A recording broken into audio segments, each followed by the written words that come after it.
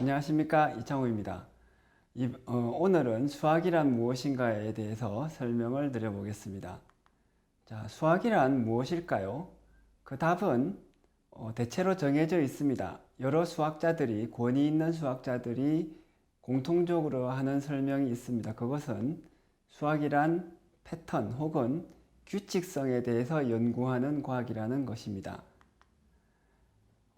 이 내용을 중심으로 해서 제가 수학에 대해서 설명을 드릴 텐데, 전체적으로 이제 수학이 어떤 내용인지, 수학을 연구한다는 것이 무엇을 하는 것인지, 또 왜 그것이 필요한지를 설명을 드릴 겁니다.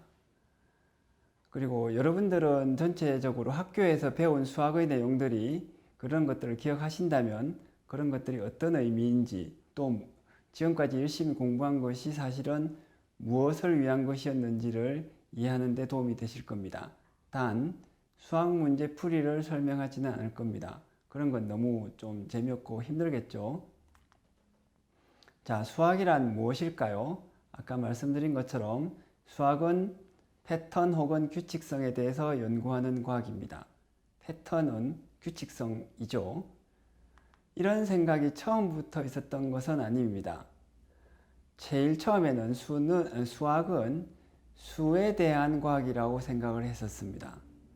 그러다가 유클리드 기하학이 만들어질 때를 중심으로 해서 한 2300년 전쯤에는 수학은 기하학이라고 생각을 했었어요.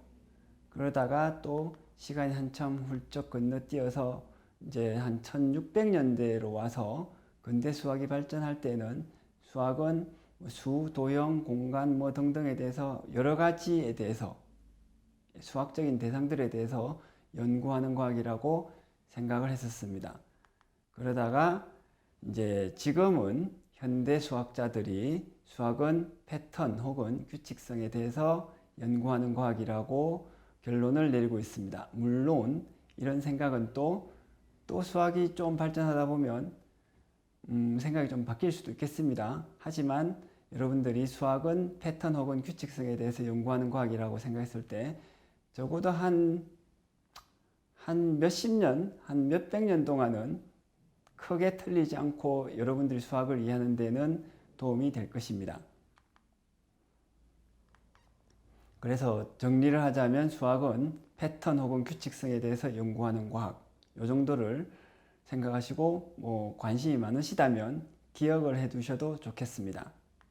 다음으로 넘어가서, 자, 그러면 수학이 어떤 학문인지에 대해서 오해를 주는 여러 가지 장면들이 있는데, 이 영화 장면들을 골라서 한번 보면서 이제 이야기를 하면서 수학에 대해서 제대로 이해를 해 보겠습니다. 즉, 일관적으로 설명드리는 것은 항상 똑같습니다. 수학은 규칙성 혹은 패턴에 대해서 연구하는 과학이다.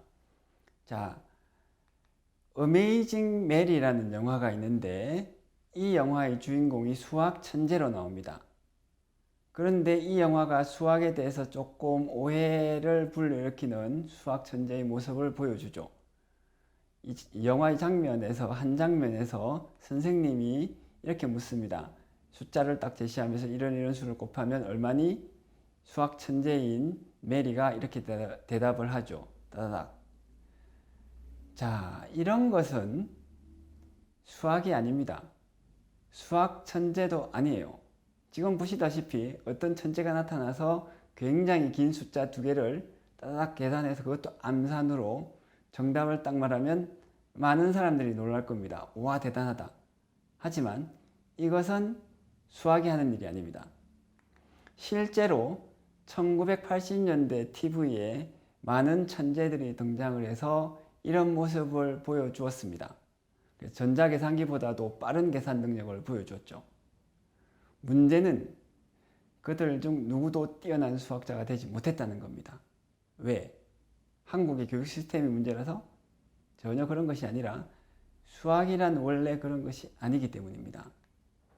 그러면 진짜 수학 천재의 실화를 한번 예를 들어 봅시다. 가우스에 대한 이야기인데, 이 예는 워낙 유명해서 수학에 대한 여러 책들에서 쉽게 읽을 수 있습니다. 그래서 시청하시는 여러분들 중에서 많은 분들이 또 알고 계실지도 모르겠어요. 이제 가우스가 초등학교 3학년 때, 그러니까 우리나라로 치면 한 11살 정도 때 실제로 교실에서 있었던 일이라고 알려져 있습니다. 그래서 이제 선생님이 바쁜 일이 있었나 봐요. 그때 담임 선생님이 아이들한테 이제 계산 과제를 내줬습니다. 여러분 지금부터 1부터 100까지 더해보세요. 그리고는 무슨 생각했겠습니까? 그렇죠. 한 30분, 뭐 재수 좀 한 1시간 정도는 애들 열심히 계산을 해야 될 테니까 시간적 여유가 날 거라고 이제 막 시작을 하려는 순간 가우스가 대답을 했습니다. 선생님, 다 계산했는데요. 5050이요. 정답이죠. 문제는 이겁니다. 어떻게 계산한 거지? 혹시 뭐 머릿속에 이런 생각 안 했겠습니까? 미리 답을 알고 있었던 게 아닐까? 어디서 본 게 아닐까? 예. 가우스가 한 대답이 더 과관입니다. 이렇게 대답을 했어요. 1하고 100하고 더하면 101, 2하고 99하고 더하면 101. 그렇게 해가지고 쭉 50개가 나오니까 다 더하면 5050이 됩니다. 자, 이 내용을 조금 다시 자세하게 살펴봅시다. 이왕 재미있는 이야기를 봤으니 여기에서 나올 수 있는 수학적인 지식들을 조금 깊이 살펴보겠습니다. 단 너무 어렵다면 대충 그림만 보셔도 되겠습니다. 여러분들은. 자, 가우스가 이제 생각한 것은 패턴 인식이고 그 내용은 우리들이 고등학교에서 한국에서 수학을 공부할 때는 등차 수열의 합으로 공부를 합니다. 고등학교 1학년, 2학년 정도의 단원에서 나오죠. 그래서 이제 등차 수열의 합의 공식을 보면 기본적인 아이디어는 이거예요. 딱 가우스가 말한 그대로입니다. 1부터 100까지를 윗줄로 쭉 적어 놓고 밑에는 거꾸로 적는 거죠.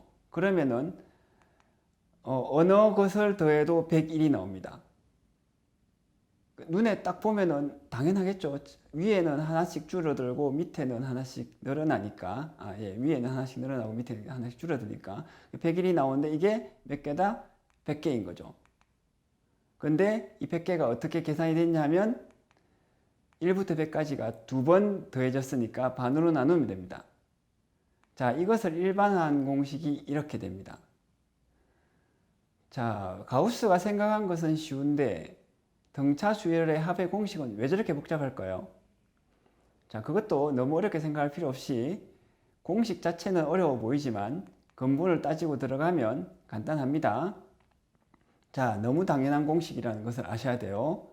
그림으로 이해를 해보겠습니다. 1부터 100까지 적는 것을 위에 그림으로 그렸고 밑에는 100부터 1까지 줄어드는 숫자를 그림으로 표시했습니다. 근데 왜 저렇게 표시를 했느냐? 1부터 100까지만 더하는 계산이 아니라 2부터 300까지 혹은 1, 3, 5, 7, 9 이렇게 홀수들만 더하는 일정한 계산들을 한꺼번에 생각하려고 하는 것입니다. 그래서 초항은 A 이렇게 되는 것이죠. 그 다음에 뭐 이제 홀수들을 더한다고 하면 공차, 차이가 나는 것은 공통된 차이는 2가 되겠습니다. 마찬가지로 공통된 차이 30 건너뛴 숫자라면 3 등등이 되겠죠. 이렇게 해서 그림으로 만들어 놓은 것입니다. 그러면 이렇게 이제 한 줄의 합이 이렇게 됩니다. 하나가 이렇게 되고 A는 그 다음에 밑에 칸은 이렇게. 그래서 이것이 전부 몇 개나 되냐 하면 N개가 되는 것이죠. 그 다음에 이것을 반으로 나눕니다. 그러면 등차 수열의 합이 나오고 공식은 이렇게 됩니다. 그래서 여러분들이 공식을 외우기에 바쁘실 수가 있는데 학생이시라면 공식을 외우기보다는 이 그림을 기억하시고 공식은 그림에서 천천히 조금씩 시간이 걸려도 적어 보시는 것이 좋겠습니다. 자, 이렇게 가우스에 의해서 알 수 있듯이 그리고 등차 수열의 합에서도 알 수 있듯이 수학의 본질이란 이런 것입니다. 규칙과 패턴을 아는 것. 자, 가우스는 무엇을 했을까요? 숫자를 계산한 것이 아니라 숫자들 속의 패턴, 즉 규칙성을 파악을 한 겁니다. 그래서 아주 긴 숫자들의 합을 한꺼번에 구했고 그것을 일반화해서 또 다른 많은 숫자들을 한꺼번에 다 더할 수 있는 계산 방식을 생각해낸 것이죠. 이렇게 수학이란 숫자에 대한 전문 지식이 아니라 사물의 연관관계에 대한 지식입니다. 그래서 세상의 진리, 만물을 관통하는 도, 이런 것을 말한다고도 할 수 있습니다. 동양적인 용어를 쓰면 그래요. 자, 이런 것을 이제 우리가 배운 수학적인 내용, 수학 시간에 열심히 공부한 내용을 이제 되돌이켜 봐도 이것을 알 수 있습니다. 즉, 수학은 패턴 인식이다. 어느 대목에서도 그렇냐 하면 어느 대목이나 마찬가지지만 다항식의 경우를 한번 보겠습니다. 다항식에서 가장 중요한 것은 이거예요. ma 더하기 mb는 m을 묶어내서 m 곱하기 a 더하기 b. 자, 우리가 다항식을 배울 때 혹시 여러분들이 고등학교 때 다항식을 배우면서 불만을 살짝 느끼신 적이 있나요? 어떤 불만이냐면 수학을 배운다고 하는데 왜 숫자는 안 나오고 전부 다 문자들만 나와서 복잡하게 만드는 거야? 예, 요것이 다항식에서부터 시작이 되죠. 다항식에서 이렇게 문자들이 나오는 이유는 숫자가 중요한 것이 아니라 숫자 계산에 들어있는 패턴, 그 패턴을 파악하고 이해하는 능력이 수학에서 배워야 하는 내용이기 때문에 그렇습니다. 그래서 이제 다항식을 보시면 이 패턴에서 어떤 것이 나오냐, m에 a 더하기 b가 들어가면 지금 보시는 바와 같이 이렇게 됩니다. 만약에 m에 a 빼기 b가 들어가면 a제곱 빼기 b제곱이 나오죠. 뭐 이 정도는 여러분들이 다 기억을 하고 계실 겁니다. 만약에 기억이 안 나서 모르겠다고 생각하시면 너무 어렵게 생각하실 필요 없이 저런 것을 이해하려고 하실 필요는 없어요. 적어도 지금은. 중요한 것은 m에 어떤 숫자가 들어감에 따라서, 어떤 식이 들어감에 따라서 간단한 패턴인 m 곱하기 a 더하기 b가 다양한 패턴으로 변한다는 겁니다.